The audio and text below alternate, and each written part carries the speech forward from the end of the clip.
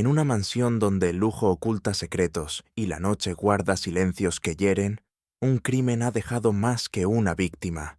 Ha roto las máscaras del corazón humano.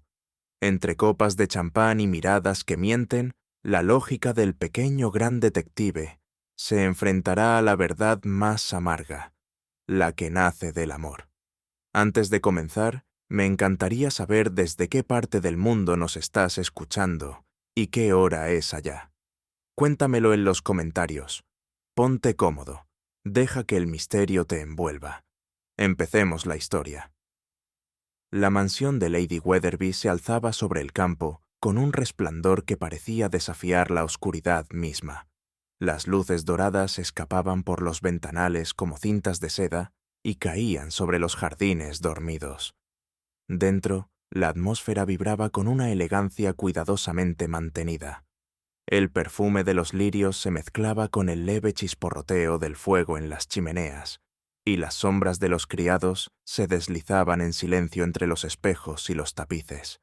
Todo era belleza y disciplina, aunque bajo esa superficie, como bajo el hielo de un estanque, se intuía algo inmóvil, contenido, expectante. Lady Weatherby, en su vestido color marfil, sonreía con esa serenidad que solo las mujeres acostumbradas a la apariencia saben sostener. Los invitados llegaban uno tras otro, envueltos en seda y orgullo. La víspera del gran baile de Ascot exigía esplendor y discreción, pero algo, en el aire, parecía demasiado calculado. En un rincón del salón principal, un reloj marcaba los segundos con una regularidad que a algunos resultaba incómoda. Había en esa cadencia una promesa de interrupción, como si la noche, tan perfecta, supiera que no duraría. El rumor de las conversaciones se extendía como un tejido fino y frágil. Entre los saludos, los cumplidos y las risas discretas se deslizaban palabras que no eran del todo inocentes. Un banquero comentaba, con fingida ligereza, que el joven Edward Grayling había hecho fortuna demasiado deprisa. Una viuda elegante replicaba que la fortuna, como la belleza, suele deberse al azar más que al mérito. En otro grupo, un diplomático francés observaba con ironía los modales de la soprano española, Clara de San Telmo, cuya fama y temperamento eran ya tema de curiosidad. Lady Weatherby escuchaba fragmentos de esas voces sin permitir que su sonrisa se alterara. Había aprendido a distinguir cuándo una palabra era cortesía y cuándo era veneno.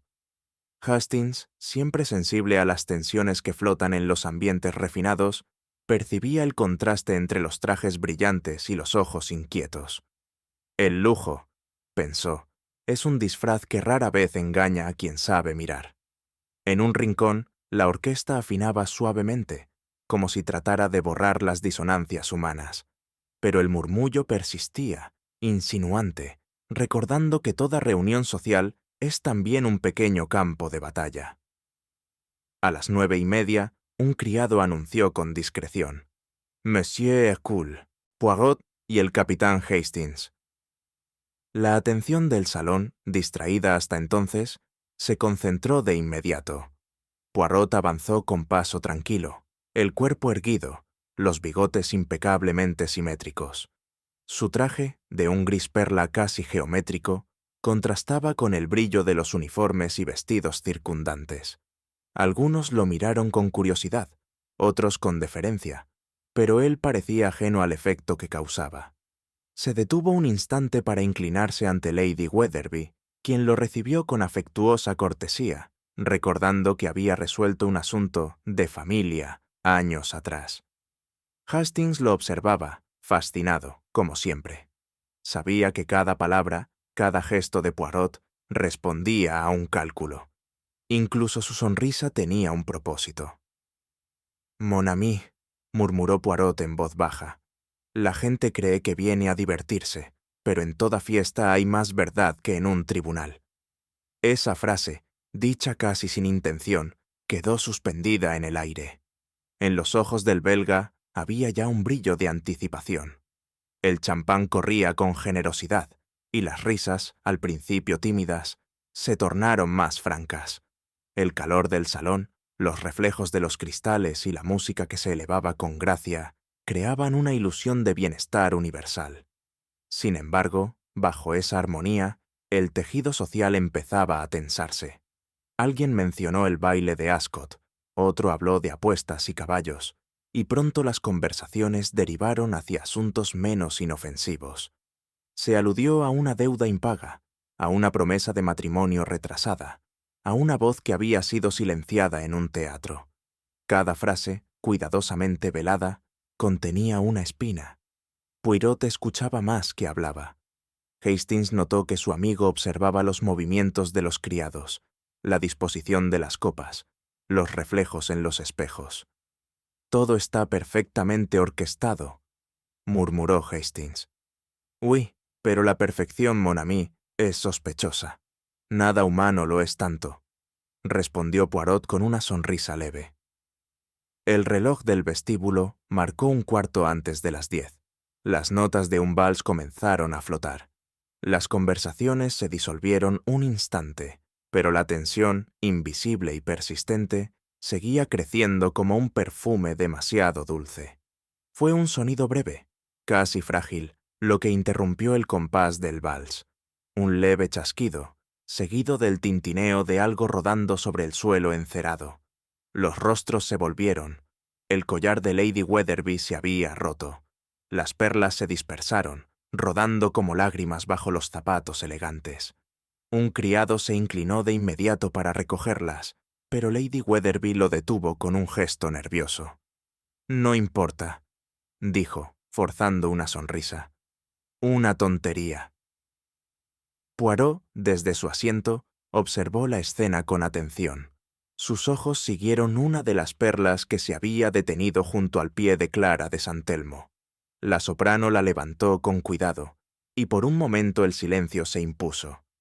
«Cuidado, madame», dijo Poirot con voz suave. «Las cosas pequeñas son las que más resbalan».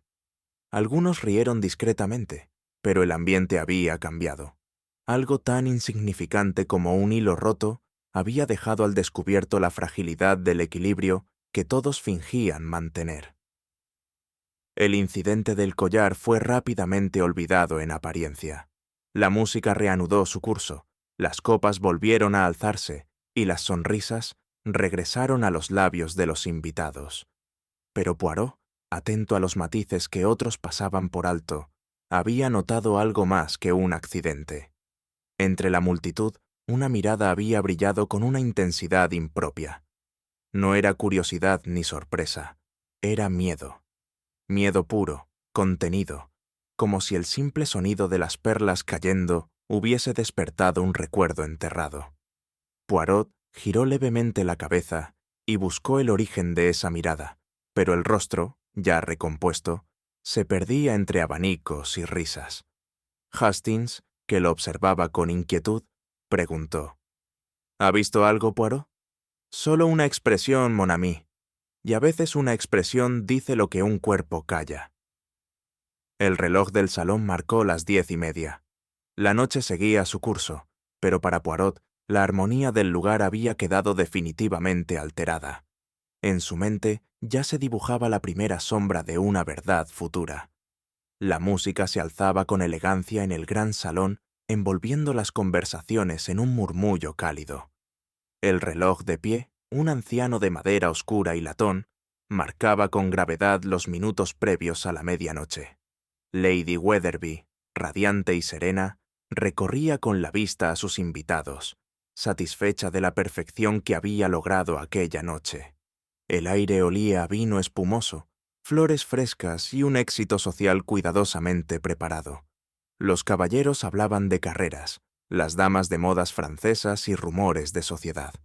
Todo parecía inofensivo, pero en el fondo, entre los espejos y las risas, se insinuaba un hilo invisible de tensión. Edward Greylin, sobrino de la anfitriona, se movía con un aire de impaciencia. Bebía con frecuencia y su sonrisa tenía el brillo inquieto de quien espera algo que no llega. Poirot, sentado junto al piano, conversaba con Hastings en voz baja. «Una velada perfecta, ¿n'est-ce pas?», murmuró el detective. Demasiado perfecta, quizá, respondió Hastings. Poirot asintió, sin apartar la mirada del reloj que avanzaba con inexorable lentitud. El segundero alcanzó la mitad del círculo. Faltaban pocos minutos para las 12, y aunque nadie lo sabía, la armonía de la noche estaba a punto de resquebrajarse. Cuando el reloj marcó las 11:59, los criados comenzaron a llenar las copas. El sonido del champán derramándose sobre el cristal trajo un breve silencio, seguido por un estallido de risas. Lady Wetherby, con su elegancia habitual, alzó su copa.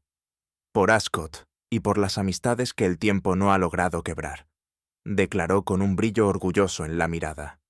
Edward se adelantó un paso, la copa temblándole apenas entre los dedos.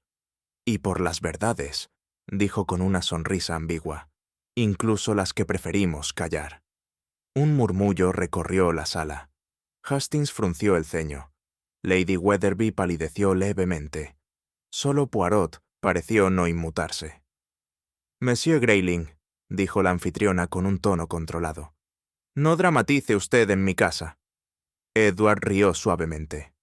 «No dramatizo, tía», respondió. «Solo brindo por la sinceridad. Es un lujo escaso en estas reuniones». Varias miradas se cruzaron, de Clara de San Telmo, fría y altiva, de Beatrice Lennox, que desvió los ojos, de Arthur Pembroke, cuyo gesto calculado escondía algo más que incomodidad. El ambiente se endureció por un instante, antes de que la orquesta comenzara una nueva melodía. Pero el encanto se había roto. Las palabras de Edward, como burbujas amargas, flotaban aún en el aire. Las 12 campanadas comenzaron a sonar, solemnes, lentas. A cada golpe del reloj, los invitados alzaban sus copas. Edward sonrió de nuevo, pero sus ojos tenían un brillo extraño, distante. «Por el nuevo año de Ascot», anunció con ironía, «que la fortuna nos sonría, incluso a quienes no la merecemos». Las copas se alzaron y el líquido dorado tembló bajo las luces. Poirot observó el movimiento con atención milimétrica. Las 12. Edward llevó la copa a los labios. Un segundo de pausa, una sonrisa helada. Y de pronto su cuerpo se arqueó, convulsionando. El cristal se deslizó de sus manos y cayó al suelo, estallando en un sonido breve y seco. Un gemido se elevó entre las voces. Edward dio un paso atrás, luego otro, y se desplomó sin vida. El silencio fue absoluto. La música se detuvo abruptamente. Las copas quedaron inmóviles en el aire. Solo el reloj continuó marcando su compás indiferente. Lady Wetherby soltó un grito ahogado. «¡Edward!». Poirot no se movió. Sus ojos, fijos en el cuerpo, reflejaban más cálculo que sorpresa. El crimen, pensó, había encontrado su escenario. El salón se llenó de un murmullo confuso. Algunos corrieron hacia el cuerpo, otros retrocedieron horrorizados. Hastings se inclinó, buscó un pulso que ya no existía. En el aire flotaba un aroma extraño, dulce, casi imperceptible, que Poirot identificó de inmediato. «Almendra amarga», susurró con tono grave. «El perfume de la muerte discreta». Lady Wetherby se sostenía del brazo de un invitado, temblando. Clara de San Telmo se llevó un pañuelo a los labios. Nadie parecía capaz de pronunciar una palabra coherente. Poirot cerró los ojos un instante, concentrado. El caos se movía a su alrededor, pero él escuchaba otra música, la del miedo. Cada voz, cada respiración tenía una nota distinta. «Mon Dieu», murmuró Hastings. «¿Cianuro?». Poirot asintió lentamente. «Tal vez, pero lo que me interesa no es cómo, sino por qué». El olor persistía, sutil pero inconfundible. Las flores del centro de mesa, blancas y puras, parecían marchitarse bajo su sombra invisible. Nadie lo notó, pero en la mirada de Poirot se encendió una chispa. La intuición de que aquella muerte no era fruto del azar, sino de una voluntad cuidadosamente disimulada. Mientras los criados corrían por el salón y los invitados se agitaban en una mezcla de horror y curiosidad, Poirot permanecía sentado. No era frialdad, sino cálculo. Sus ojos se desplazaban de un rostro a otro, atentos a los matices, el temblor de una mano, la prisa excesiva de un gesto, el silencio de quien se esfuerza por parecer útil. «Debe hacer algo, monsieur», dijo Hastings con impaciencia. Poirot negó con suavidad. «No, mon ami. A veces, moverse demasiado es como borrar una firma antes de leerla». Clara observaba la escena con un temblor que no era del todo fingido. Arthur Pembroke murmuraba algo sobre buscar un médico. Beatrice Lennox, en cambio, permanecía inmóvil, la copa aún entre los dedos, la mirada perdida en un punto invisible. Poirot la contempló un momento más largo de lo necesario. «Las reacciones, Hastings», susurró, «son como relojes. Cada uno marca un tiempo distinto, pero el origen es el mismo». El caos disminuía poco a poco, y en el centro de todo, el cuerpo de Edward parecía un símbolo, la caída de un equilibrio que nadie sabría recuperar. En medio del desconcierto, un sirviente, pálido como el mármol, se acercó a Lady Weatherby con un sobre en la mano. «Milady», dijo con voz trémula, «esto estaba junto al piano». Poirot se levantó por fin. Caminó despacio hacia la mesa, donde el papel descansaba entre las partituras de un vals inconcluso. Lo tomó con cuidado. La tinta aún estaba fresca. «Una carta», murmuró Hastings. Poirot asintió. «Una carta no terminada. Y las cartas incompletas, mon ami, son como los crímenes. Dicen más por lo que callan que por lo que revelan». El sobre no tenía destinatario visible, solo una inicial, una B, apenas trazada. Poirot la miró con detenimiento antes de devolverla a la mesa. El murmullo se transformó en susurros. Algunos fingían ignorancia, otros curiosidad. Lady Weatherby, abrumada, pidió que se despejara la sala. Pero Poirot permaneció donde estaba, inmóvil frente al piano, mientras las notas mudas del vals parecían resonar aún en el aire. Había algo profundamente personal en aquel crimen, y lo sabía. El misterio acababa de comenzar. El amanecer llegó sin alegría sobre la casa de Lady Weatherby. Las cortinas aún cerradas y los corredores en penumbra daban la impresión de un velatorio improvisado. El rumor de la tragedia había recorrido la mansión como un viento frío. Los invitados hablaban en voz baja, evitando encontrarse con su propio reflejo en los espejos. Nadie quería ser el primero en marcharse, y nadie se atrevía a hablar abiertamente del veneno ni del cadáver que había sido retirado en silencio. Lady Weatherby permanecía recluida en su habitación, bajo el cuidado de una doncella y de la desesperación. Hastings, caminando junto a Poirot, comentaba que nunca había visto una reunión tan transformada en tan pocas horas. «El miedo, mon ami», respondió Poirot, «tiene un talento especial para igualar a los hombres». El detective observaba los rostros de los invitados que pasaban por el pasillo, cansados, ojerosos, falsamente compuestos. Nadie lloraba. Solo el sonido de la vajilla en el desayuno recordaba que la vida seguía. Pero algo invisible flotaba en el aire. Algo que no era solo duelo ni culpa, era vergüenza. Poirot se sentó en la biblioteca, ese santuario donde las apariencias suelen derrumbarse. Había decidido no interrogar aún, sino escuchar. El sonido de los pasos, la manera de cerrar una puerta, el temblor leve de una voz, bastaban, a veces, para revelar lo que las palabras intentaban ocultar. «Monsieur Poirot», dijo Hastings, «¿por dónde empezará?» «Por los silencios, mon ami. Siempre hablan primero». Y así fue. Cuando entró el primer grupo de invitados, fingiendo un aire de dignidad dolida, Poirot los examinó con su habitual cortesía. Miró sus manos, algunas rígidas, otras inquietas, las sonrisas tensas, los ojos que no sabían dónde posarse. Cada gesto era una confesión. El belga anotó mentalmente los detalles como un músico que escucha una melodía disonante. No buscaba el tono más fuerte, sino el más débil. En toda mentira, razonaba, hay una nota que desafina. Y en aquella casa, las notas desafinadas eran muchas. La soprano española entró con la cabeza erguida y el paso de quien conoce bien el escenario. Su vestido negro, sencillo, acentuaba la severidad de su expresión. Poirot la saludó con una inclinación respetuosa. «Señora de San Telmo, ¿conocía bien al señor Grayling?» «Tanto como puede conocerse a quien destruye una vida», respondió ella con voz contenida. Poirot alzó las cejas con leve interés. «¿Destruir?» Una palabra fuerte para tan breve pregunta. Ella sonrió, sin alegría. «Las palabras fuertes son las únicas que sobreviven al dolor, monsieur».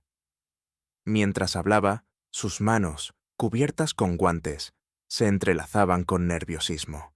Su acento castellano, melodioso y firme, tembló solo una vez, al pronunciar el nombre de Edward.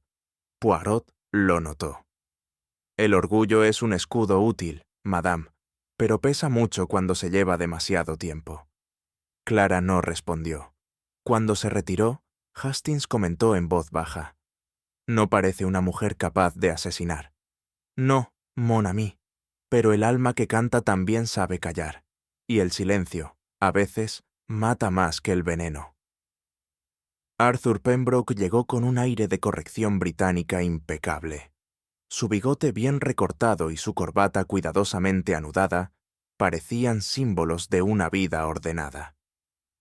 «Monsieur Pembroke», dijo Poirot, «usted manejaba los asuntos financieros de Lady Wetherby, ¿no es así?» «Así es. Todo en regla, monsieur. No hay irregularidades». Poirot asintió, con una sonrisa imperceptible. «Todo en regla», repitió. Es una frase que tranquiliza, aunque rara vez sea cierta. Pembroke evitó la mirada del detective. Explicó que Edward había hecho varios movimientos de dinero recientes, todos legítimos, y añadió, tras un silencio incómodo, que las inversiones de la familia estaban temporalmente comprometidas. Poirot lo observó como quien mide una distancia. «¿Temporariamente?», preguntó suavemente. «La situación mejorará, sin duda». La mano del hombre, sin embargo, jugaba con su anillo, girándolo una y otra vez. «Ah, monsieur», dijo Poirot con un tono casi compasivo. «Los números también pueden mentir, pero lo hacen con menos elegancia que las palabras». Beatriz apareció impecable, vestida de gris perla. Su expresión era la de una mujer que ha aprendido a controlar el dolor para hacerlo respetable. «Mademoiselle Lennox», dijo Poirot, «¿cómo describiría usted al difunto?» «Como un hombre encantador, monsieur. Generoso, brillante, y a veces cruel sin darse cuenta». Poirot inclinó la cabeza. «Ah, la crueldad inconsciente, el más refinado de los venenos». Ella sonrió apenas.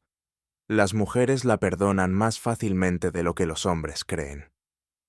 El detective notó el leve temblor en sus dedos, la mirada fija en un punto que no existía. Su tono era firme, pero cada palabra parecía un esfuerzo. «¿Le agradaba a usted la señora de San Telmo?», preguntó Poirot con suavidad. «La admiraba», contestó tras una pausa, aunque quizá no tanto como él la admiraba. Poirot la despidió con cortesía, pero su mente ya trabajaba.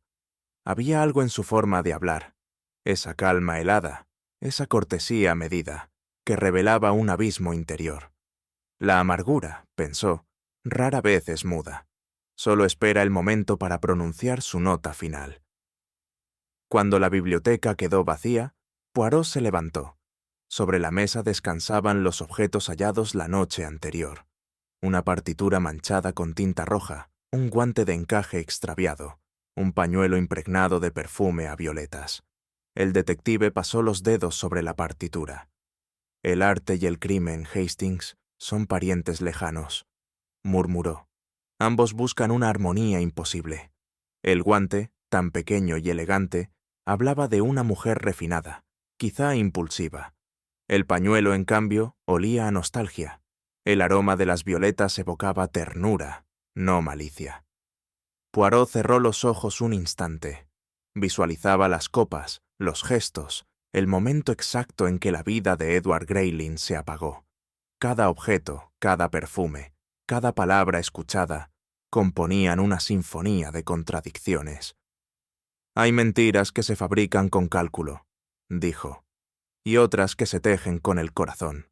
Me pregunto, Hastings, ¿cuál de las dos está presente aquí?» Al caer la tarde, Poirot salió a los jardines. El aire fresco despejaba los restos del perfume venenoso que la casa retenía. Caminó despacio, las manos cruzadas, meditando. El crimen, reflexionaba, no era solo un acto de violencia, era una confesión de debilidad. Y en aquella mansión, todos eran débiles a su manera. Lady Weatherby por el orgullo, Clara por el rencor, Pembroke por la codicia disfrazada de prudencia, Beatriz por la herida del amor no correspondido. «La verdad», murmuró para sí, «no es más que una máscara que encaja peor que las demás». Hastings lo observaba desde cierta distancia, sin interrumpirlo. Sabía que el silencio de su amigo no era vacío, sino pensamiento en movimiento. Poirot alzó la vista hacia las ventanas de la casa, donde las sombras se alargaban. «La mentira», dijo finalmente, «no siempre se pronuncia, mon ami. A veces se canta, se escribe o se esconde en un gesto de cortesía. Lo difícil no es descubrirla, sino reconocer quién se atreverá a vivir con ella». La tarde se deslizaba lentamente sobre la mansión, como si la tragedia de la víspera hubiera dejado en el aire un eco que nadie sabía cómo acallar. En el gran salón, el pianista, un hombre discreto, habituado a ser invisible, retomó la melodía que Edward Grayling había pedido antes de morir. Al principio, sus dedos vacilaron, pero pronto el sonido del piano llenó el espacio con un ritmo doliente, casi hipnótico. El vals era hermoso y al mismo tiempo perturbador. Parecía construido sobre una ausencia. Los acordes se interrumpían con pequeños silencios que parecían respiraciones de alguien que lucha por contener un sollozo. Poirot, sentado cerca del ventanal, cerró los ojos por un momento. No era supersticioso, pero sabía que hay músicas que no se interpretan impunemente. «Escuche, Hastings», murmuró. «Esta melodía no es una elección inocente, es la voz de un recuerdo». El capitán, incómodo, asintió sin comprender del todo. El último acorde quedó suspendido, sin resolución. El pianista se levantó, tembloroso, y abandonó el salón. Nadie aplaudió. Todos, sin saber por qué, sentían que aquella música había despertado algo que no debía volver a la luz. El sonido del piano se apagó, pero su resonancia seguía habitando el aire como un perfume obstinado. Los invitados permanecieron inmóviles, presos de una emoción que ninguno se atrevía a nombrar. La melodía había tocado un lugar que la cortesía no podía proteger: el miedo. Clara de San Telmo sostenía su copa sin beber. Beatriz Lennox la miraba con una mezcla de compasión y rencor. Arthur Pembroke fingía revisar unos documentos, aunque su rostro traicionaba una palidez febril. Poirot los observaba a todos, uno por uno, sin prisa. «Mire, Hastings», dijo en voz baja, «cómo la música desnuda el alma. Cada rostro se vuelve un espejo, y los espejos, mon ami, son los más crueles de los testigos». Lady Weatherby, intentando recuperar la compostura, ordenó que se sirviera té, pero las tazas tintineaban con manos inseguras. Nadie podía borrar del oído aquella secuencia de notas, como si el fantasma de Edward caminara entre ellos con la música por estandarte. Poirot sonrió con tristeza. «¿No es el piano lo que suena, Hastings?», susurró. «Es la culpa». Mientras los criados retiraban discretamente las copas y los murmullos se disolvían, Poirot permaneció sentado, pensativo. Había algo en esa melodía que despertaba un recuerdo muy antiguo, casi olvidado. De pronto lo vio con claridad. Un teatro de Madrid, hace ya muchos años. Recordó la sala repleta, las flores arrojadas al escenario y la voz de una mujer que cantaba con una pasión casi peligrosa. «Clara de San Telmo», murmuró para sí. «Oui, c'est elle». Aquella noche, tras el concierto, corrió el rumor de un escándalo. Un hombre había abandonado el palco antes del final del aria, dejando tras de sí una nota humillante para la artista. El nombre del hombre, Edward Grayling. Poirot recordó cómo la cantante desapareció del circuito europeo poco después, envuelta en rumores de desdicha y orgullo herido. Ahora comprendía. Esa melodía, la misma que Edward había pedido en su último brindis, no era casualidad. Era un símbolo, un diálogo no terminado entre el verdugo y la víctima. Y, como todo diálogo interrumpido, exigía una conclusión. Poirot observaba a Clara desde el rincón donde el fuego agonizaba en la chimenea. Ella conversaba con Lady Wetherby con una calma que parecía demasiado estudiada. Su rostro, impecablemente maquillado, no revelaba emoción alguna. Sin embargo, el detective percibía en ella la misma tensión que se siente antes de una tormenta. Recordó su voz en el Teatro de Madrid, clara, poderosa, llena de orgullo, y comprendió que aquel orgullo era, en realidad, un refugio contra el dolor. «El orgullo, Hastings», dijo en tono reflexivo, «es como el cristal, hermoso, pero se astilla con facilidad». El capitán asintió distraídamente. Poirot continuó. El señor Grayling no destruyó solo la reputación de un artista. Tocó algo más profundo. El corazón de una mujer que había vivido para ser admirada. Y cuando un hombre humilla a quien ama su reflejo, destruye algo en sí mismo. La mirada del belga se endureció apenas. Esta música, mon ami, es la confesión de una herida moral. Y toda herida, por antigua que sea, sangra de nuevo cuando se la invoca. Más tarde, en el comedor, Hastings rompió el silencio. ¿De verdad cree, Poirot, que una melodía puede revelar un crimen? El belga sonrió. La música, mon ami, no revela. Recuerda, es un espejo del alma, y el alma es la escena del crimen. Tomó un sorbo de té antes de continuar. Escuche bien ese vals. Sus notas no hablan de amor, sino de vanidad. Es la danza entre quien desea ser perdonado y quien no puede perdonar. ¿Y qué nos dice eso sobre Clara?, preguntó Hastings. Que la venganza y el arte comparten un compás, respondió Poirot. Ambos nacen del mismo impulso, el deseo de imponer un orden al caos del corazón. Hastings guardó silencio, abrumado por la gravedad de las palabras. Poirot prosiguió con suavidad. No hay crimen sin emoción, mon ami, y aquí cada nota tocada fue una emoción puesta en marcha. Ese vals, inacabado, es un mapa del alma humana, un alma que aún no ha dicho su última palabra. La noche cayó lentamente sobre Ascot, y la mansión pareció hundirse en un silencio fatigado. Los invitados se habían retirado, pero desde el salón, casi imperceptible, volvió a oírse el piano. Poirot se detuvo en el pasillo. Reconoció el vals, las mismas notas, las mismas pausas cargadas de intención. Entró despacio. No había nadie. Solo el instrumento abierto, las teclas vibrando aún por el peso del aire. El fuego del hogar proyectaba un resplandor débil sobre la partitura manchada. «El alma culpable, Hastings», susurró el detective. «No necesita testigos. Se delata a sí misma». El capitán, con voz contenida, preguntó. «¿Cree usted que es Clara?» Poirot negó con lentitud. «No, mon ami. Es la conciencia de todos la que suena esta noche». Miró la partitura una vez más. Allí, entre las anotaciones musicales, una frase escrita a mano llamó su atención. La verdad también tiene su ritmo.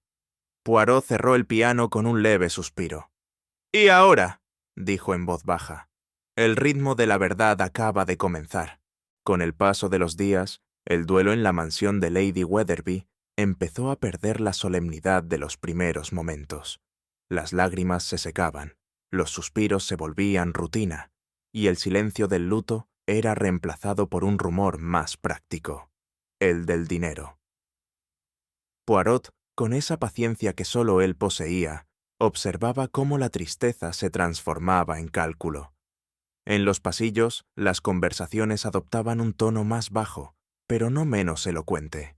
Las criadas cuchicheaban acerca de la fortuna del difunto, los invitados, de la posible lectura del testamento. Lady Wetherby se esforzaba por mantener una dignidad impecable, pero su rostro revelaba una ansiedad contenida. Las apariencias son una armadura costosa, pensó Poirot, y el dinero, como la muerte, las pone a prueba. Hastings comentó en voz baja: «Curioso cómo el duelo cambia de rostro tan pronto». Poirot respondió sin apartar la vista del corredor: «Mon ami, el amor se expresa en flores, pero la herencia en murmullos. Y estos, créame, nunca son inocentes». Mientras el reloj marcaba las 5, el detective sintió que el aire en la casa se espesaba. No era el peso del dolor, sino el del deseo disfrazado de respeto. Arthur Pembroke pidió hablar con Poirot en privado. Lo hizo en la biblioteca, donde las sombras de los estantes parecían ofrecer refugio a quienes deseaban confesar sin testigos. El hombre estaba pálido, y su voz, habitualmente firme, temblaba al principio. «Monsieur Poirot», dijo, evitando su mirada, «debo admitirle algo que tal vez cambie su perspectiva del asunto». Poirot cruzó las manos con calma. «Le escucho, monsieur». Pembroke respiró hondo. «La fortuna de Lady Wetherby no es lo que aparenta. Parte de sus inversiones han sido desafortunadas. Si la familia supiera la magnitud de las pérdidas, el escándalo sería devastador». «¿Y Edward Grayling lo sabía?», preguntó Poirot suavemente. El asesor vaciló. «Sí, y me había prometido guardar silencio. Pero creo que planeaba revelar la verdad a su tía». Poirot inclinó ligeramente la cabeza. «Ah, alors, el silencio roto se convierte en amenaza. Una deuda, monsieur Pembroke, puede ser tan mortal como el veneno». El asesor bajó la vista. Había hablado más de lo que deseaba, pero la serenidad de Poirot lo desarmaba. Cuando salió, el belga permaneció pensativo. En toda transacción, reflexionó, siempre hay una moneda que no se cuenta, la del miedo. La mañana siguiente trajo consigo un aire gélido y una noticia que alteró definitivamente el equilibrio de la casa. El Nuevo Testamento de Edward Grayling favorecía a Clara de San Telmo.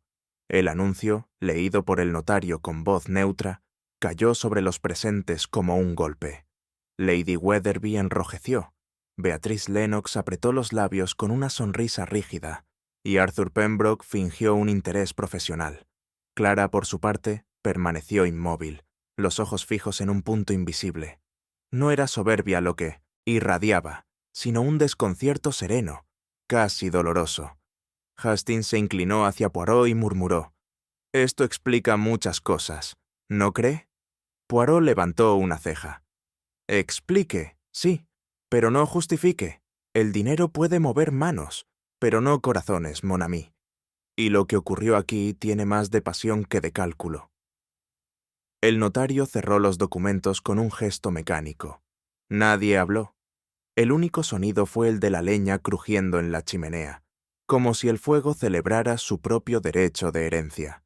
Poirot, sin embargo, no miraba a los vivos, sino al vacío entre ellos. Allí, en ese silencio lleno de resentimiento, estaba la clave del crimen. Esa tarde, Poirot pidió entrevistar a los principales testigos en la biblioteca. No buscaba declaraciones precisas, sino lo que siempre había considerado más revelador: los silencios.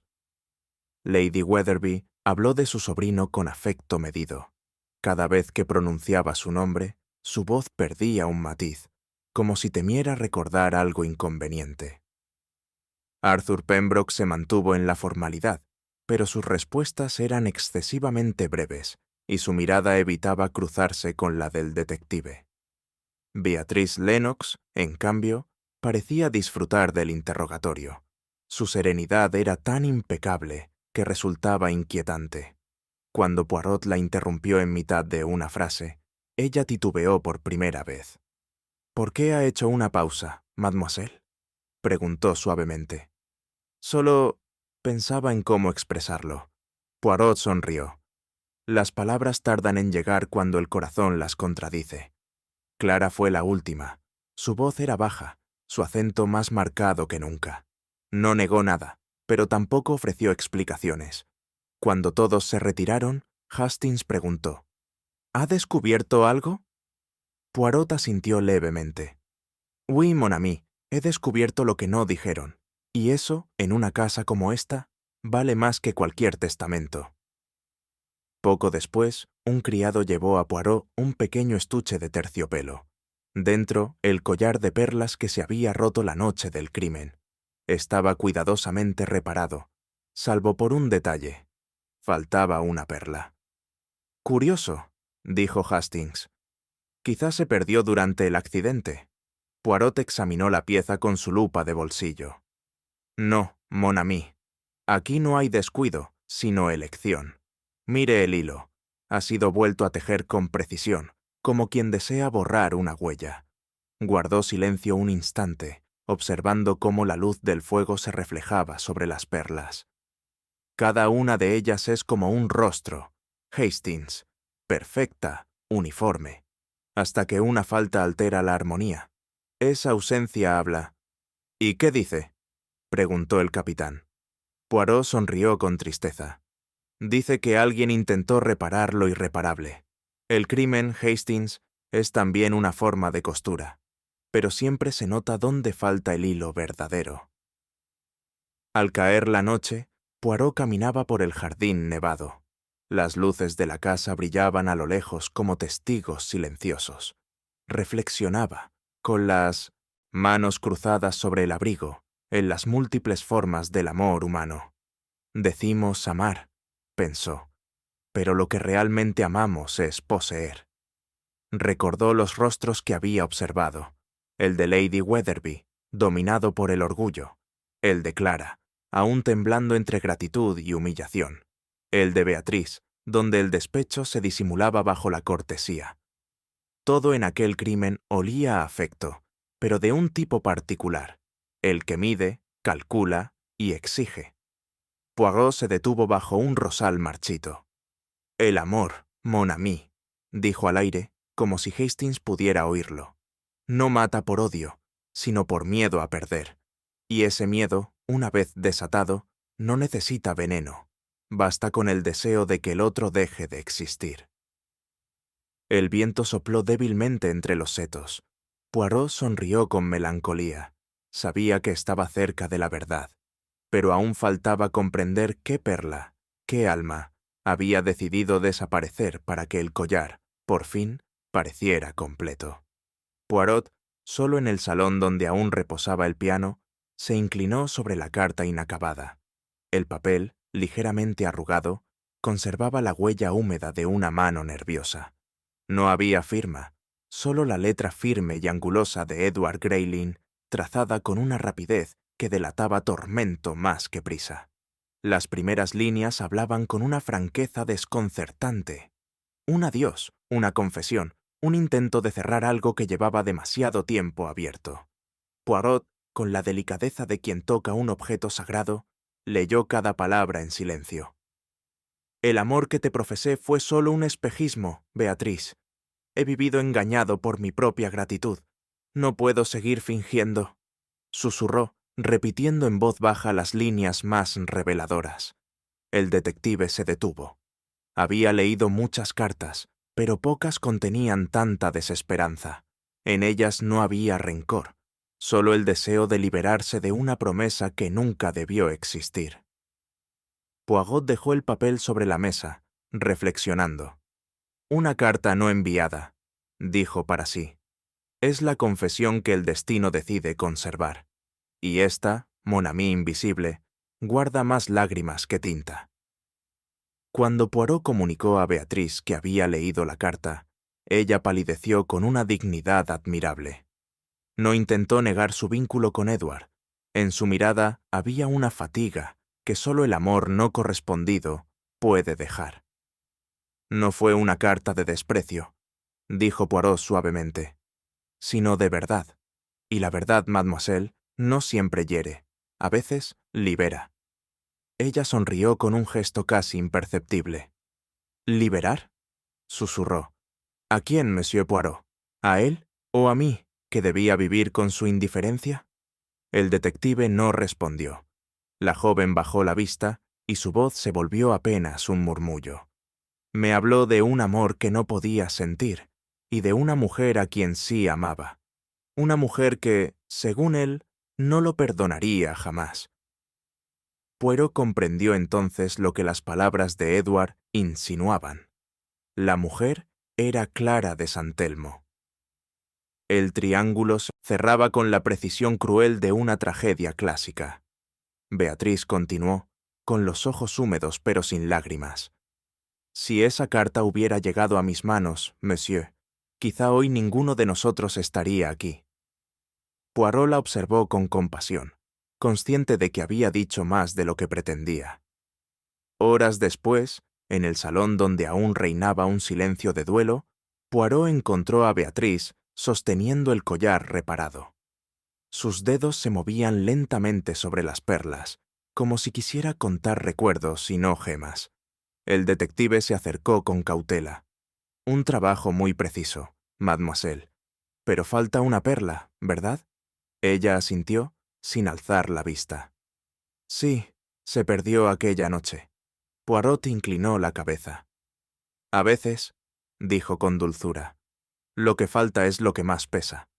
Beatriz apretó el collar con fuerza. Su mano tembló apenas, pero Poirot lo notó.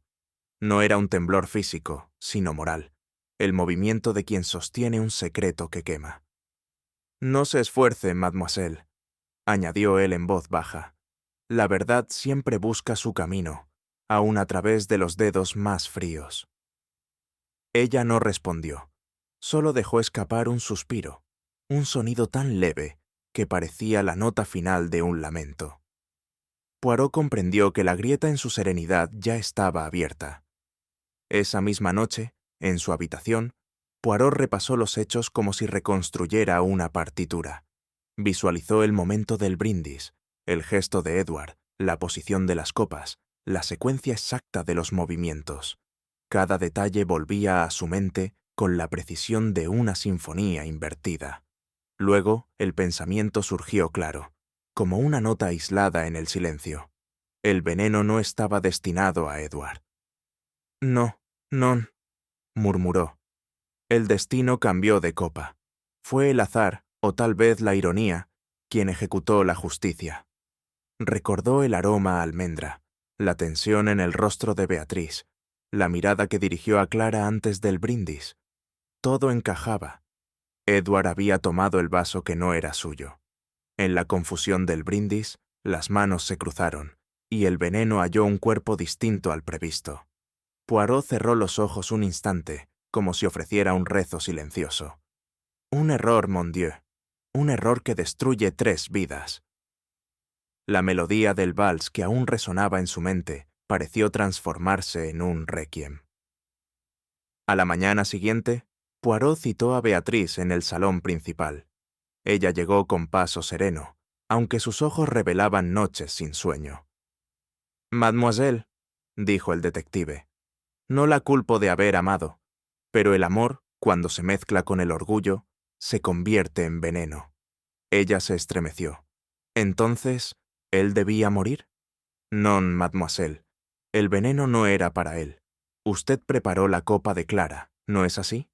Beatriz dio un paso atrás, como si las palabras fueran un golpe. Poirot prosiguió, sin elevar la voz. El brindis, las risas, la confusión y el destino, caprichoso, cambió las copas. Durante un largo momento, el silencio lo llenó todo. Luego, ella murmuró. No quise matarlo.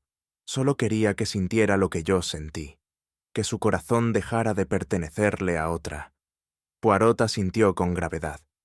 Y lo logró, mademoiselle. Pero no como imaginaba. El amor que busca venganza se destruye a sí mismo, y deja tras de sí solo ceniza y perlas rotas. Ella apartó la mirada, vencida. Beatriz permaneció en pie, sosteniendo el collar entre las manos. Poirot, compasivo, no se acercó. Sabía que la verdad no necesita testigos cuando ya ha sido pronunciada. La joven abrió lentamente la palma, dejando que las perlas resbalaran una a una hasta caer sobre la alfombra. El sonido era leve, casi musical. Cada perla, dijo en voz baja, representa una mentira. Poirot la miró en silencio. Y la que falta, añadió, representa el remordimiento.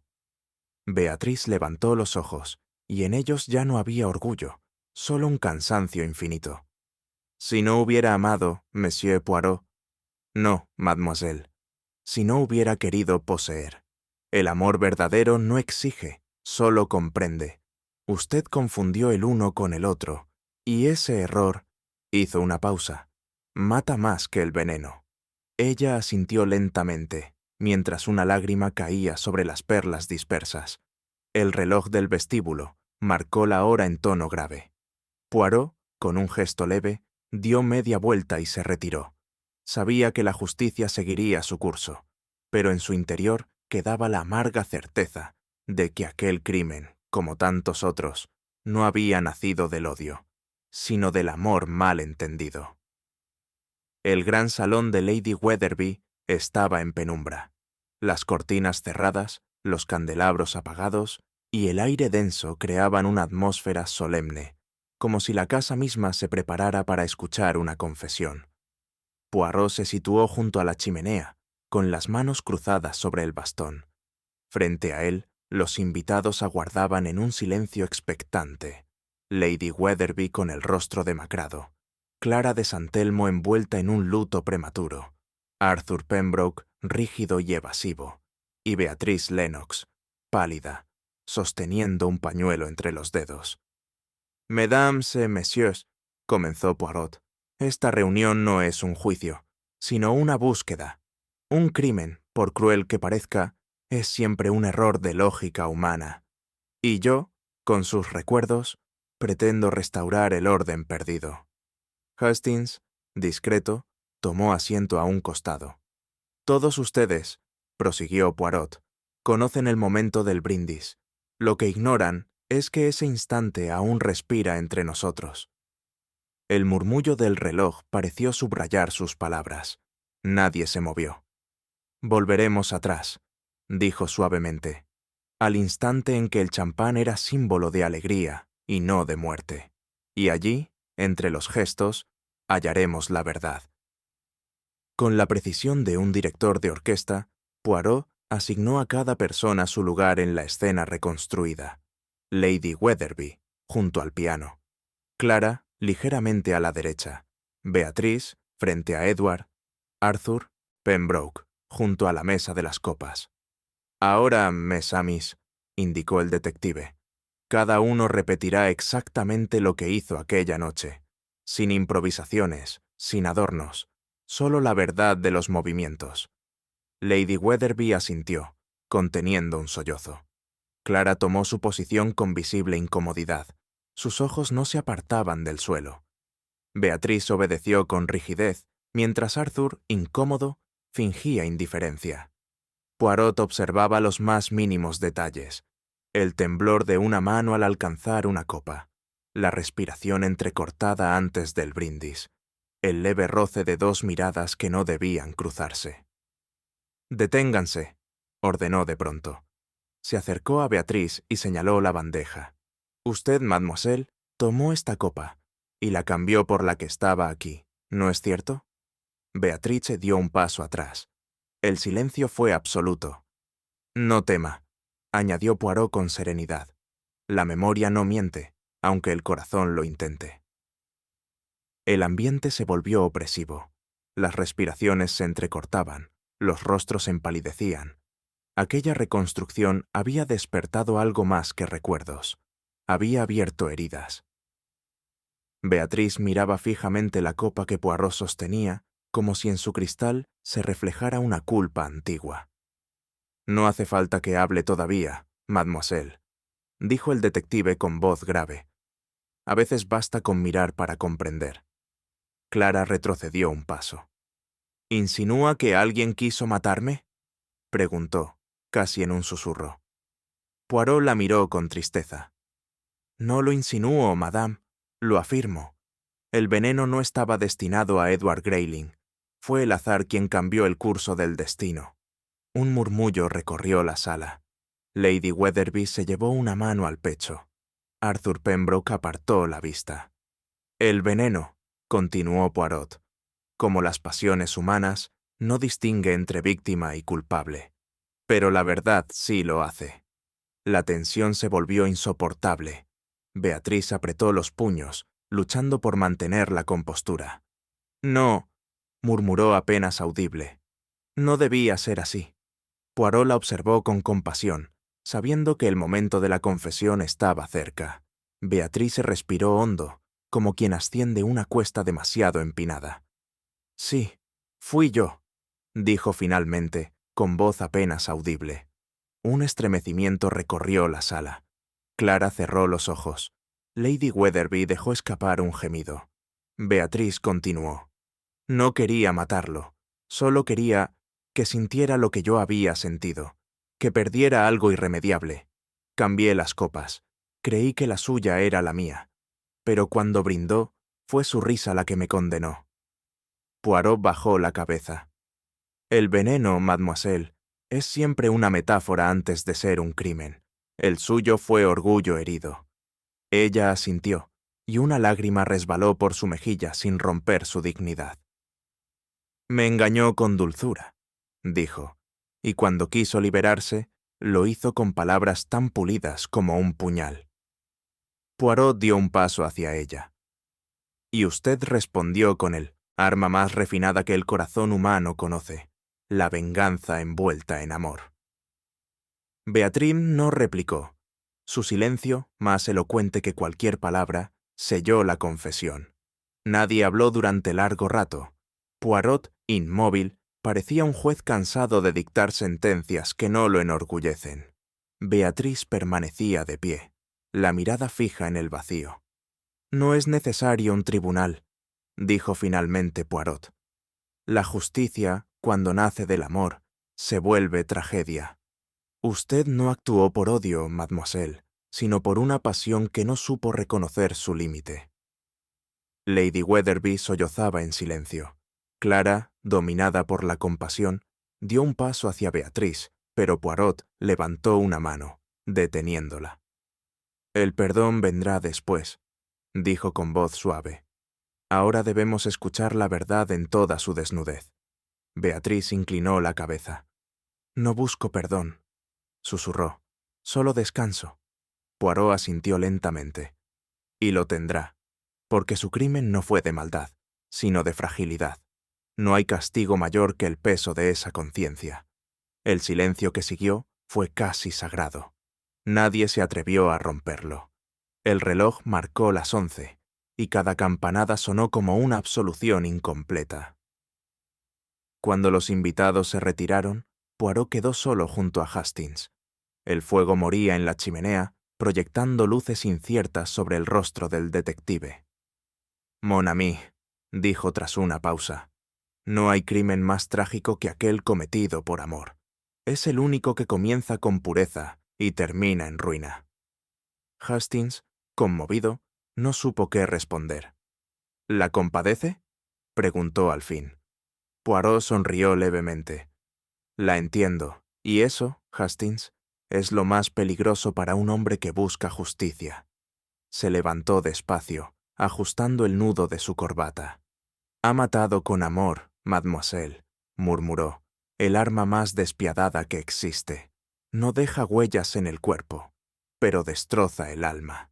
La llama titiló un instante antes de extinguirse por completo. Poirot contempló el salón vacío y añadió con melancolía. «Al final, mon ami, el corazón humano no necesita enemigos. Le basta con sí mismo». El amanecer sobre Ascot llegó sin clemencia.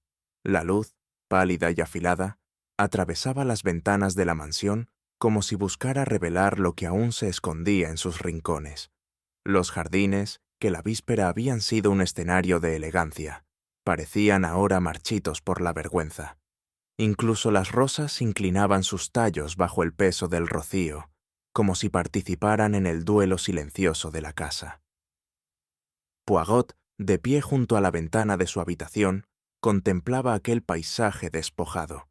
En su rostro no había satisfacción ni triunfo, solo la serena tristeza de quien ha cumplido un deber que deja tras de sí heridas. «La luz, mon ami», murmuró al notar a Hastings detrás de él. «No perdona. Revela lo que la noche protege, y a veces, lo que el corazón prefiere ignorar». El capitán asintió en silencio. En la distancia, el murmullo de una puerta cerrándose sonó como un punto final. Poirot suspiró. Sabía que aquel día no traería alivio, sino el peso inevitable de la verdad al descubierto. En la casa, el aire estaba inmóvil. Los ecos de la tragedia persistían, no como gritos, sino como un murmullo contenido que impregnaba las paredes. Los criados se movían con una lentitud inusual, evitando los pasos ruidosos, como si temieran despertar el recuerdo de lo ocurrido. Hastings recorrió los pasillos en silencio. Había visto muchos desenlaces junto a Poirot, pero ninguno le había dejado un sabor tan amargo. Las conversaciones de la noche anterior, las risas, los brindis, las notas del piano, parecían ahora pertenecer a otra vida. Poirot se detuvo en el vestíbulo. «El crimen, Hastings, nunca termina cuando se descubre al culpable», dijo con gravedad. «Termina cuando el alma de los que quedan logra aceptar la verdad. Y eso, créame, puede tomar toda una existencia». Desde el jardín llegaba el sonido apagado de los cascos de un carruaje. Era un sonido doméstico, cotidiano, pero en aquel momento adquiría una solemnidad fúnebre. El detective observó hacia la puerta principal. «El pasado se marcha, mon ami», añadió en voz baja. «Pero el eco siempre se queda un poco más». Beatrice descendió la escalera con la cabeza erguida. La dignidad era su último refugio, y se aferraba a ella con la fuerza de quien ya ha perdido todo lo demás. Dos agentes aguardaban junto a la puerta, discretos, casi compasivos. Lady Wetherby permanecía inmóvil en el salón, sin atreverse a acercarse. Clara, sentada junto al ventanal, ocultaba el rostro entre las manos. Nadie habló. Nadie podía. Poirot avanzó unos pasos. «Mademoiselle», dijo con voz grave, «no le deseo castigo, sino descanso. La justicia de los hombres es severa, pero la del corazón es eterna». Beatrice lo miró por última vez. Sus labios se movieron sin sonido, quizás para pronunciar un agradecimiento, quizás un ruego. Luego se volvió hacia la puerta. El crujido de su vestido contra el suelo resonó como una plegaria ahogada. El carruaje partió lentamente por el camino cubierto de escarcha. Desde la ventana, Poirot observó cómo la figura de la joven se perdía entre la niebla. No había redención en esa partida, solo un silencio que parecía más pesado que el crimen mismo. Cuando la casa volvió a quedar en calma, un sonido inesperado emergió del salón. Una nota de piano, tenue, trémula, como un hilo de vida que se niega a extinguirse. Clara de San Telmo, aún vestida de negro, se sentó frente al instrumento y comenzó a tocar. La melodía era la misma que había acompañado el brindis fatal, un vals inacabado que ahora se transformaba en súplica. Poirot y Hastings escucharon desde el umbral. Ninguno habló. Las notas parecían pedir perdón, no solo a los muertos, sino a los vivos que habían sobrevivido al peso de la verdad. Cuando la última nota se disolvió en el aire, Poirot murmuró: «Esa es la confesión que no se escribe con tinta, mon ami, sino con lágrimas». Clara permaneció un instante inmóvil. Luego se levantó con lentitud, como si cada movimiento costara una parte de su alma. No miró a nadie. Solo salió del salón, dejando tras de sí el eco de una música que ya no pertenecía al mundo de los vivos. Horas más tarde, una doncella llevó a Poirot un pequeño estuche.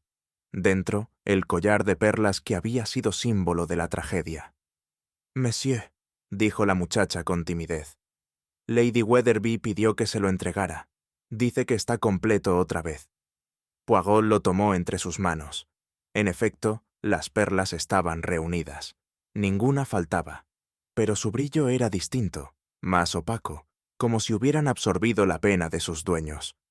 «Ah, la pureza, mon ami», reflexionó Poirot, mientras Hastings observaba en silencio.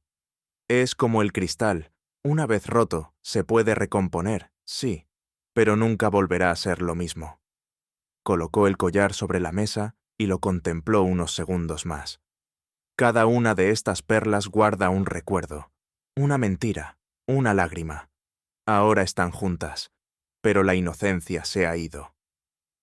El detective cerró el estuche con delicadeza, como si guardara no una joya, sino un secreto que el tiempo debía conservar. La tarde caía sobre Ascot cuando Poirot salió a los jardines. El aire olía a tierra húmeda y a resignación. Hastings lo siguió, en silencio, respetando la meditación de su amigo. «¿Piensa usted, Poirot?», preguntó al fin, «que esta casa volverá a ser la misma?» El belga sonrió con melancolía. «Non, mon ami. Ningún lugar lo es después de que la verdad haya bailado en sus salones». Hizo una pausa y añadió: «Bailamos, Hastings, todos nosotros.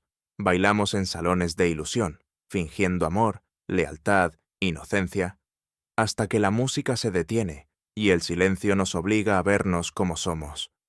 Hastings asintió, sin palabras.